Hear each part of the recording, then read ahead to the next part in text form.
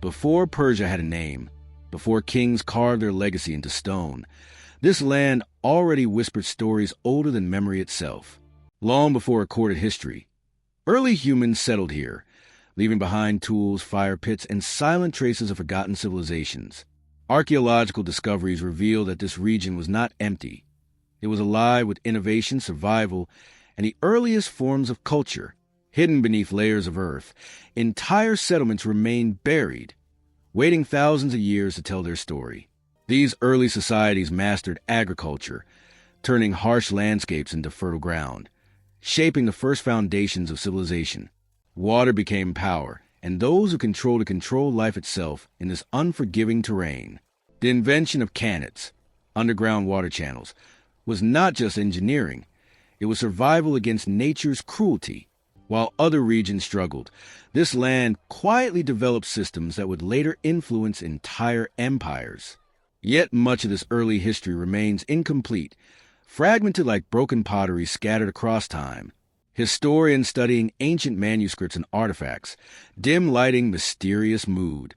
And then, from these shadows of prehistory, something extraordinary began to emerge. The first true societies.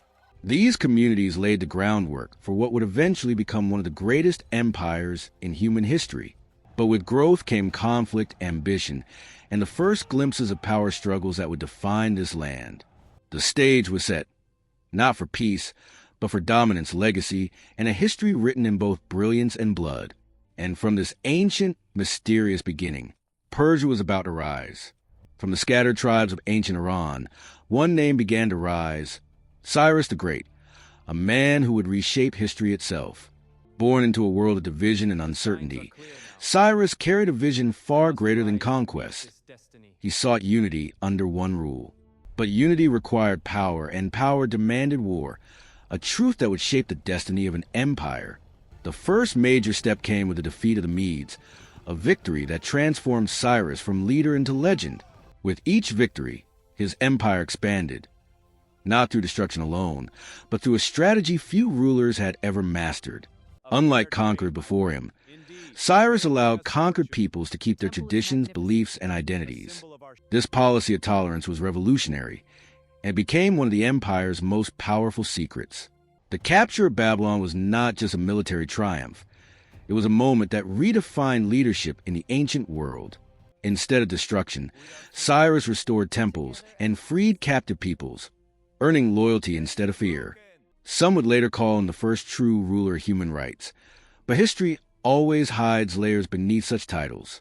As the empire grew, so did its complexity: vast lands, countless cultures, and a system struggling to stay unified. After Cyrus, new rulers would inherit not just power, but the burden of maintaining an empire unlike any before it. Darius would rise next, bringing order through structure, law, and control. He divided the empire into provinces, built roads, and created systems that would influence governance for centuries.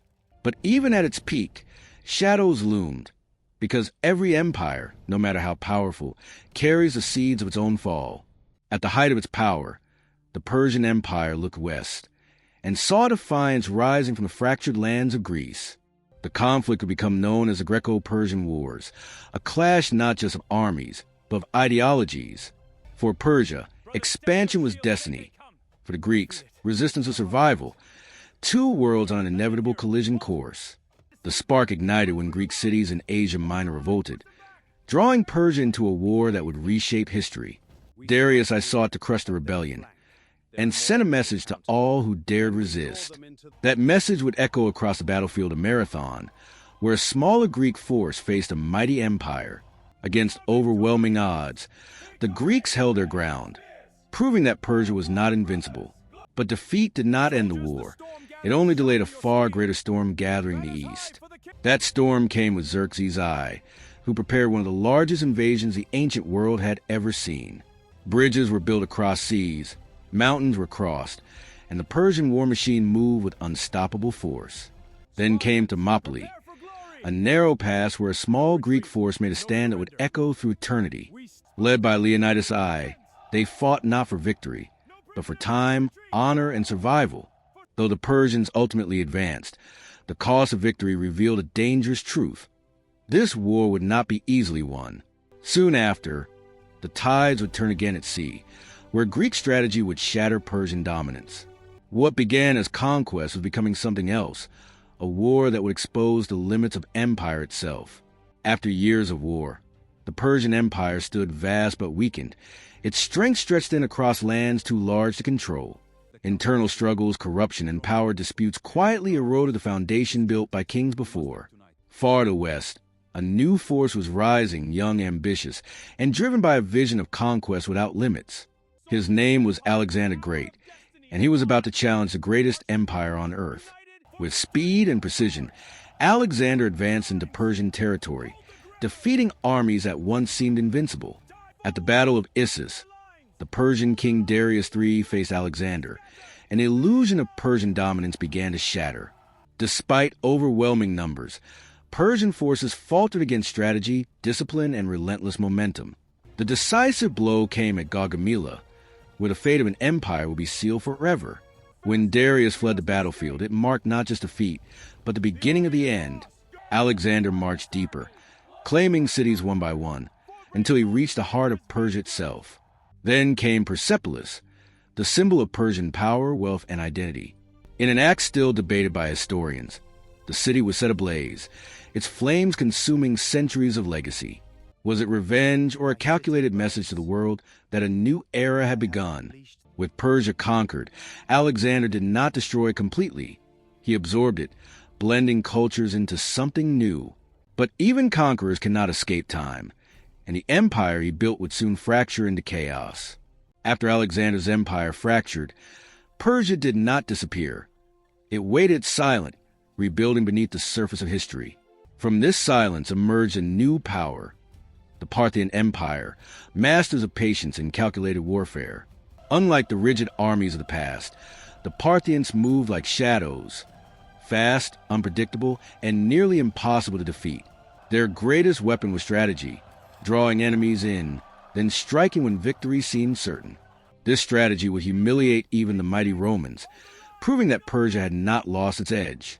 At Carrhae, one of Rome's greatest defeats unfolded, an empire brought to its knees by mobility and precision.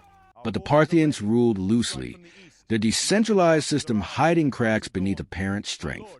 Those cracks would eventually lead to another transformation, one that would reshape Persia once again. From the south rose a new dynasty, the Sasanian Empire, bringing centralized power and renewed ambition. Unlike their predecessors, the Sasanians sought not just control, but dominance, identity, and absolute authority. They revived ancient Persian traditions, strengthening culture while preparing for endless conflict. War with Rome returned, this time more brutal, more personal, and far more destructive. For centuries, these two superpowers drained each other, locked in a struggle with no true victor. But constant war came at a cost. Resources depleted, stability weakened, and unseen threats began to rise. And from the deserts beyond, a new force was emerging, one that would change Persia forever. After centuries of war with Rome, the Sasanian Empire stood exhausted, powerful in history, but fragile in reality. Internal conflict, heavy taxation, and endless war had drained the empire from within, leaving cracks impossible to hide. From the Arabian Peninsula, a new force emerged, unified not by empire, but by belief. Inspired by the message of Prophet Muhammad, these forces carried not just swords, but a powerful new ideology.